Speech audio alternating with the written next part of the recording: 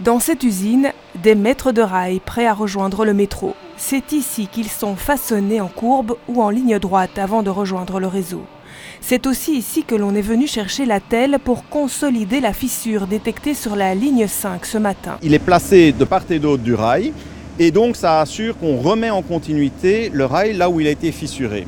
Et donc grâce à ça, on rétablit le fonctionnement de la signalisation à l'endroit de la fissure et on peut reprendre une exploitation sous le contrôle de la signalisation.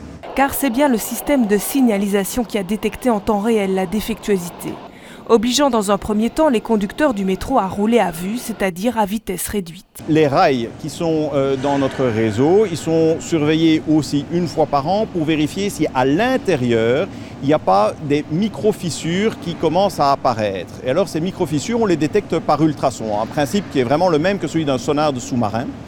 Et alors, avec ça, on arrive à attraper 80% des défectuosités qui commencent à apparaître. Et puis, il y a 20% qui sont techniquement non détectables et qui sont surveillés en temps réel par notre système de signalisation. Dès ce soir, c'est de cette gare unique en son genre que partiront les équipes de maintenance du réseau du métro. Comme chaque nuit, une cinquantaine d'hommes de la STIB s'occuperont de l'inspection et du remplacement préventif des rails.